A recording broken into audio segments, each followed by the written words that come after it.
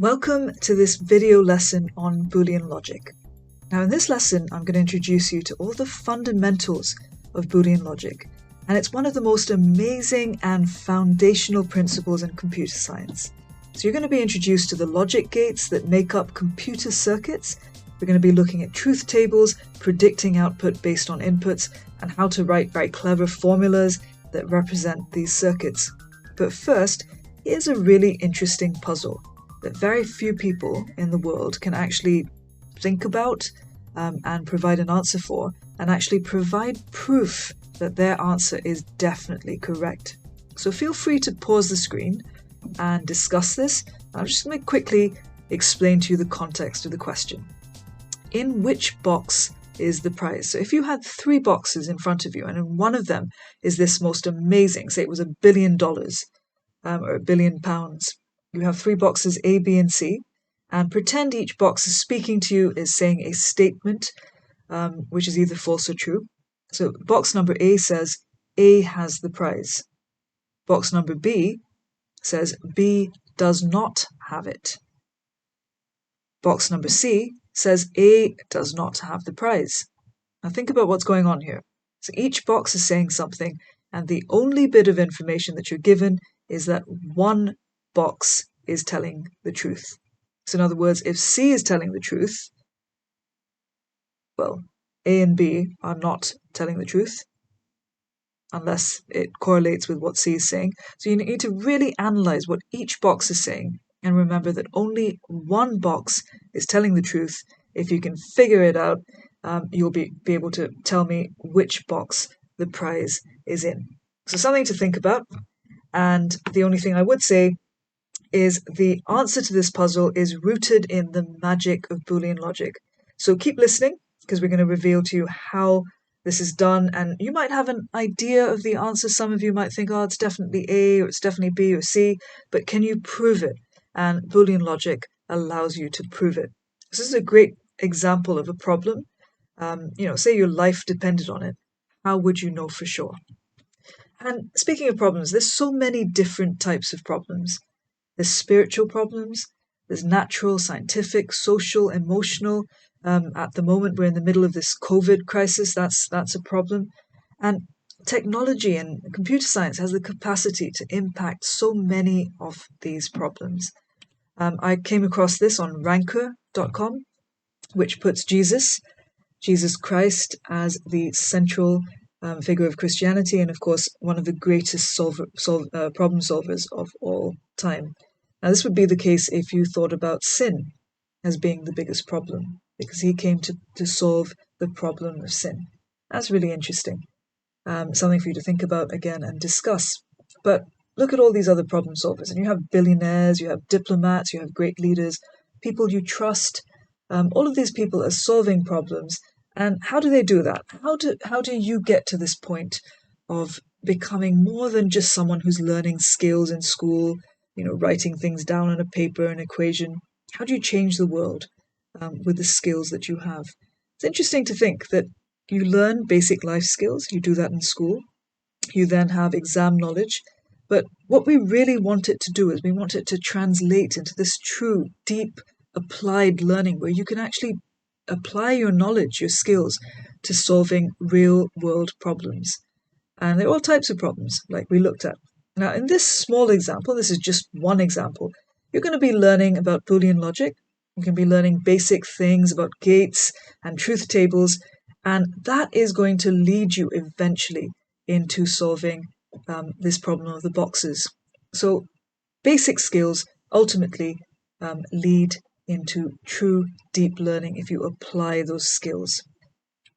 So we're going to be looking in this lesson at logic gates, the functions of gates, notations, truth tables, diagrams, predicting the output. So quite a lot to look forward to, and let's get started. Now, George Boole is the reason we are sitting here, or I am sitting here on the end of the video, and you are listening to this. And he had little or no formal academic training, and he wrote this amazing book called The Laws of Thought, which you can still find and read. And he was a mathematician, a philosopher, a logician, and really he was responsible for this idea that we now call Boolean logic. Now, there are 3 gates, and I'm going to tell you instantly that one of these I have deliberately drawn wrongly, because one of the most important things that you're going to have to learn through this topic is what the 3 gates look like, and that's just something that you're going to have to memorize. So if you were doing a sort of filling in the drawing arrows to the right thing, this is what it would look like. This is an OR gate. It looks a bit like a space rocket. This is an AND gate. Don't worry too much about what these things mean yet. I'll explain them. And this is a NOT gate. And these little A's and B's over here on this side refer to the inputs that are going into the gate. So the inputs, remember we're dealing with computers, so we're dealing with binary. The input can either be a 1 or a 0. So an OR gate, an AND gate, and a NOT gate. So let's have a look at it again, and hopefully you can pause the screen, and if you have a good memory, you should be able to tell me which gate is which. So the first gate, that's an AND gate, that's an OR gate, and that's a NOT gate. I find it quite useful to remember that an AND gate has like a D sort of shape there, and the AND has a D. So I always remember it like that. That's a space rockety type thing, and a NOT gate. And remember, OR gate, 2 inputs, AND gate, 2 inputs, NOT gate just has a single input, which I'll explain in a minute. Now an AND gate can also be denoted or represented by a dot, like a multiplication effectively, or brackets, or an inverted V. Okay, and remember an AND gate, like that, it has 2 inputs, always has 2 inputs, and it has 1 output coming out. An OR gate it can also be denoted with a V, like that, a V symbol, and it has 2 inputs. And a NOT gate can also be denoted with a line on top of the input, like that, like say the input was a B, you'd say NOT B, or like that. And it has 1 input. Now, some of this probably isn't making any sense to you. It will soon, I hope, and this is just a simple way, like I said, to remember that the inputs. So again, the inverted V kind of fits nicely into the AND, so just remember that symbol is for an AND gate, and this symbol is for an OR gate. Okay, so now what we're going to do is we're going to actually get into some proper basic maths logic with these gates, where I explain to you what these gates are. Now remember, these gates are the foundation. They sort of form the basis of computer circuitry, and you'll understand how this works as you get deeper into Boolean logic. But for now, just think of it really simply. You have 2 inputs, and you need to figure out what the output is. So something is going to come out based on what's going in, which is pretty much how everything works. So for the inputs, you need to get the combination of every possible input that there is. And remember, we only have 0s and 1s, so that limits us, because we only have 2 inputs, to only 4 possibilities. So we're going to start counting in binary. We're going to write 0, 1, 2, and 3. And a 0 in binary is just 0, 0. So A input is 0, B input is 0, and we want to know what's the output going to be if we have a 0 and a 0 going in. The next one is 0, 1, that's a 1 in binary, and we've got a 2, 1, 0 in binary, and that's a 1 and a 1, which is a 3. Now just in case you've forgotten your data representation, just remember that we're writing this in binary. So a 1 and 2, 2 plus 1, 3, that's where we have a 1 and a 1. And we only need that many inputs because we've represented now every single combination or every possibility. And our job now is to figure out what this AND gate is doing. So if an AND gate has a 0 going in and a 0 going in, what's going to come out? And the only rule that you need to remember is that in an AND gate, both the inputs need to be on, or you could say have to be true, or you could say 1, have to be a 1 for the output to be a 1. So let me say that again. In an AND gate, both the inputs, both A and B, need to be on, or true, or 1, different ways of saying the same thing, for the output to be 1. So thinking about that, what do you think the output would be here? Of course, be 0. Here we have a 0 and a 1, 0. Again, we've got a 1 and a 0. They're both not on. A is 1, but B is 0. We need a 1 and a 1. So again, a 0. And hopefully you've realized that in this scenario, we have a 1. Now, if this was a bulb, this would be going on. If this was a circuit, this would be on in terms of a switch. So this is the truth table. This is called a truth table for an AND gate. Now, for an OR gate, there's a slightly different rule. And the rule is that the inputs, one or the other input, needs to be a 1, even if the other one's a 0, and the output will be a 1. So 1 for A and 0 for B would give us a 1. 0 for A and 1 for B would give us a 1. So either A or B. And remember, this is just to trick you, to see if you remember the notation. Remember, the OR gate is a V, and this is for an AND. So we write out our binary. We write 0, 1, 2, and 3, and we've got all possible combinations, and then we figure out what the output would be for an OR gate. And we see that that would be a 0. Now, A is 0, B is 1. A or B need to be 1 for the output to be 1 in an OR gate, so we get a 1. Get a 1, and we get a 1. Now, NOT gate is nice and simple, really, really easy. It has one input here, and basically the NOT gate inverts the input. Literally, if you have a 0, the output is a 1, and if you have a 1, the output is a 0. So it is that easy.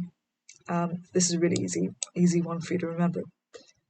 Now this, what you're looking at, is getting into the realms of, what you see in the movies, these people, clever people writing clever expressions on the board. But really, all this is doing is it's representing a circuit, and a slightly more complex circuit. So you have a combination of these different gates being put together to produce an output. So this is representing the output, either P or Q or whatever you want to call it. And this is representing the actual circuit, or the combination of gates. So remember, that's an AND gate, that's an OR gate, and you have lots of different gates. Each of these represents a circuit, or some sort of logic gate and a circuit, which is put together. Now, if you would say that, you're basically saying A. You could also write it like this with the pluses, or, and that's just saying A or B or C, not B. And what would the output be? Now, unless you see it, it's not going to make any sense. So let's have a look.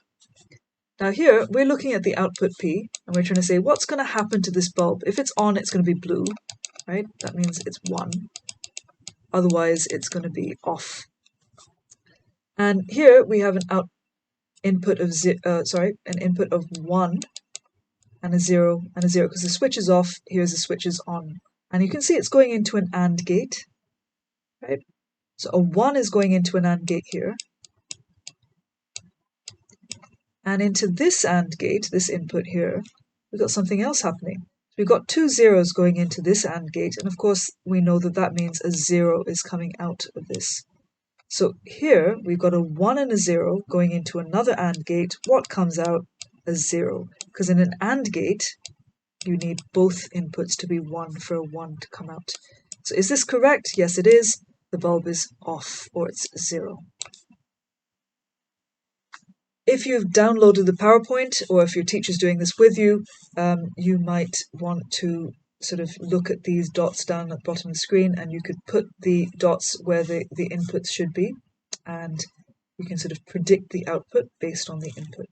So in this example, you can see you've got a 1, the switch is on, and a 0, and a 0, and you can predict the output based on the input.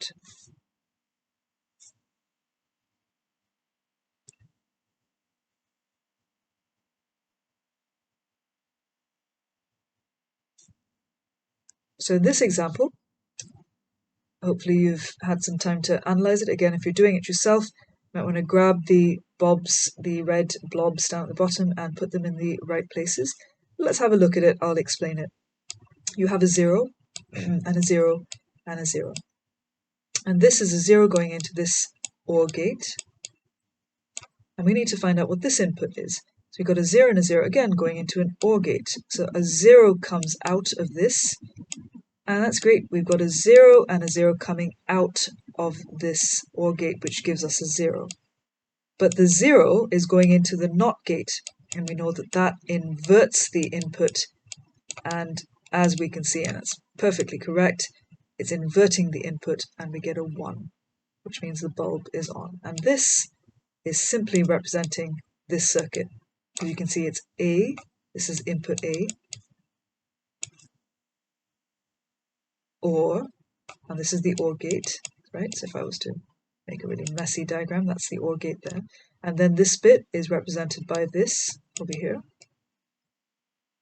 And then finally you've got the NOT B, which is this bit. So this simple equation here is representing this complex circuit. Again, you've got a 0, and a 0, and a 0. That means you've got a 0 coming out here, a 0 coming in here to this OR gate, a 0 going in here, another 0 going there, and of course a 0 coming out. So you can plot your way through this and you can see how that works. Now, we looked at making a truth table, a simple truth table for an OR gate and AND gate. You can do a truth table for much more complex equations like this. Now, say you wanted to find out what the output was, say output P, for this entire equation. Well, first you need to find out what the inputs were for A, B, and C, and then you'd probably want to break it down a bit and find out what B or C is, and then you could find out what A and B or C is. So you begin, obviously, you have 3 inputs, and you only have 1s and 0s to work with, so you have to find out all possible combinations which would fill up with 3 binary numbers. So we start by writing 0 in binary, then we write 1 in binary, then we go on to write 2 and 3 in binary. Hopefully you remember, I'll just help you out. There's 1, 2, 4, remember. Why is that 3? Because 2 plus 1 is 3, so 0, 1, 1. And then you keep on going until you've crossed and you've actually done every single combination or possibility, permutation, as it were. Right, so now the next one is 4. You can now start to plot what's going on here. Now, B or C, you're simply looking at this, and you're looking at an OR gate truth table. So a 0 and a 0 gives you a 0, 0 and a 1 gives you a 1 and a 0, OR gate 1, 1, 0. And then you can see it's pretty simple to find out what A and B or C is, because we know what B or C is. So all we need to do is look at this and pretend that these two things are going through an AND gate. So we can actually ignore these now. So all we're looking at is A and this. So 0 and a 0, an AND gate, 0 and a 1, 0, 0, and actually it's just giving it to me there, and again it's giving me a 0. So remember, I'd need that to be a 1 and that to be a 1 for this output to be a 1. And you get that at this point here. If you do have access to a computer, if this is not an unplugged lesson, it'd be very useful for you to actually go to a site called Logically.